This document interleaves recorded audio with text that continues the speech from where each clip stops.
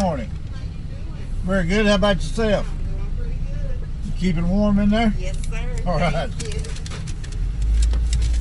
Today I'm in Traders Village in Grand Prairie, Texas. That's a 160-acre flea market that was started back in the early 70s. On a good day, they've got about 3,000 vendors out here.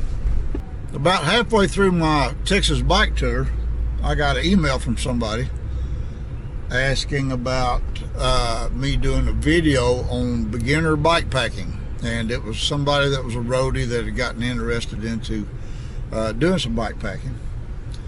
And the honest truth is, there's a lot of really good videos already out there on setting up a bike packing bike, and people that I think are much more qualified than I am. Estimates now say there'll be shortages of bicycles until 2022. So anyway, I thought I would put a different twist on it by finding a used bicycle suitable for bike packing, going through it, making sure it's mechanically sound, and then we'll set it up with what I've got for bike packing. So while I find a place to park, let's look at eBay and Craigslist and see what kind of bicycles we find there. Prepping for this video, I spent quite a few days scouring eBay, and as you can see by these prices, everybody knows there's a bike shortage, so used bike prices are getting higher all the time.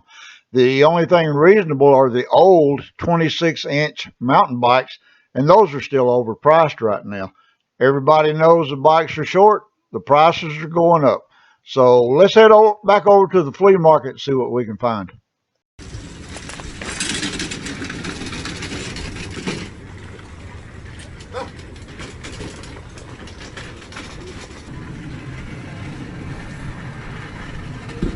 All of them department store bikes except for this little kid's bike, Specialized. Here's an older Trek. Cantilever brakes, looks like 32mm tires. That was an old Trek 730, and it's not in that great a shape, and they're asking $150 for it. I'm not necessarily looking for a mountain bike because I'm not going to do single track specific. I want something I can do more of an all-road type deal. A little chip and seal, a little pavement, gravel, and then some dirt. So we'll keep looking. Yeah, a couple more department store bikes. How much your bike? How much is your bike?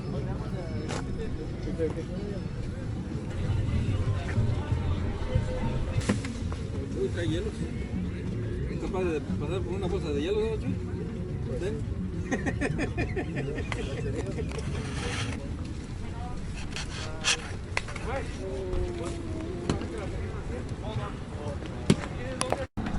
Specialized was nice, but I was wanting $600 for that. Of course, that's asking.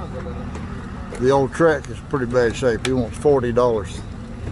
And if I was looking for a project bike, might could do something with it, but I'm looking for something that the average person can get on and go now.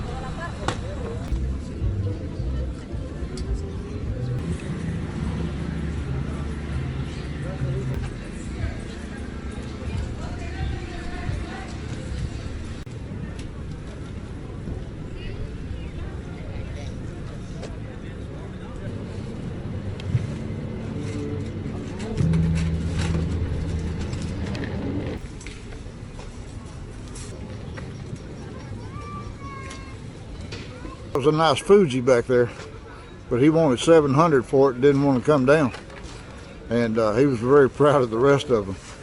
So it's getting a little tough. A flea market with a midway, what do you think about that?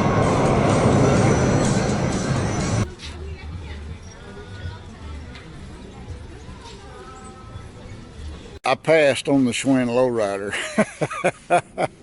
With that spare tire on the back, there's no way I could fit a seat pack, right?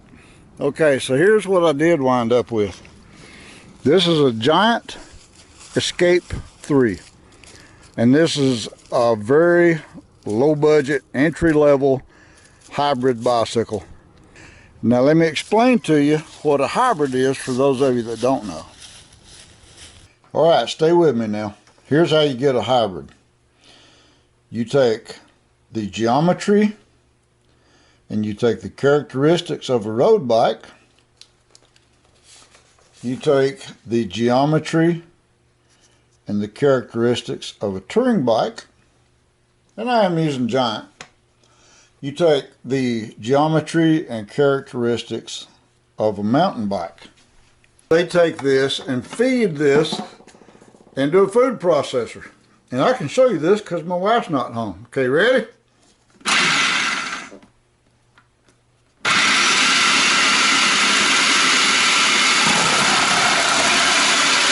This is how they do it. I'm pretty sure. I'm real sure this is how they do it. So when you get done, you come up with a hybrid.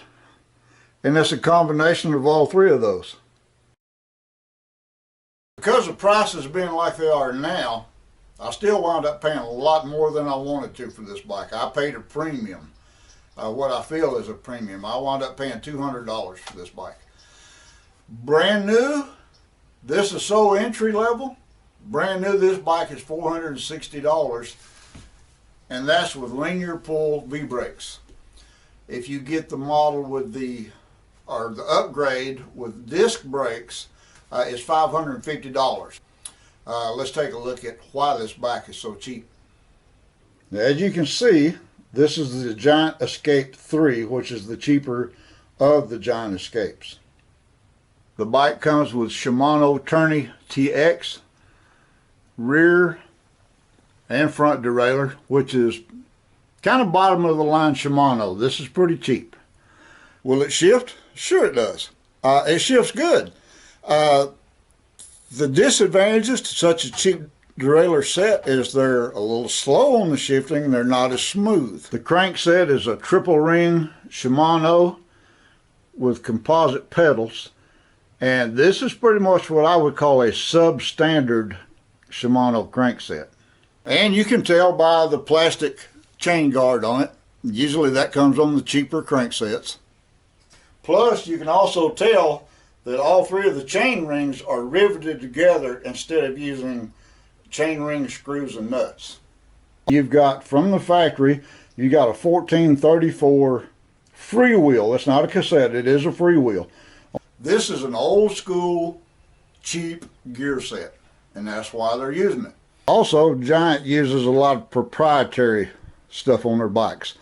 The seat post is Giant. The saddle is Giant branded. It's got a 90mm stem, plus or minus 15 degrees. This Giant.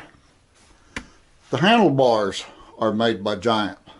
Giant branded grips. And then you have an integrated Shimano thumb shifter with brake lever.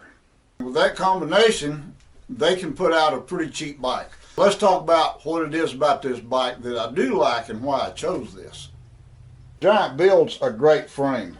Giant even builds frames for other manufacturers. You can see the bike has a nice size main triangle where I'll be able to fit a frame bag in there very well. And if you noticed on the front fork and back here on the seat stays, it is drill tapped for racks.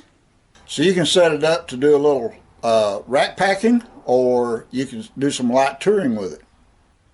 Giant's wheels are built in-house, and it's a 19mm double wall rim.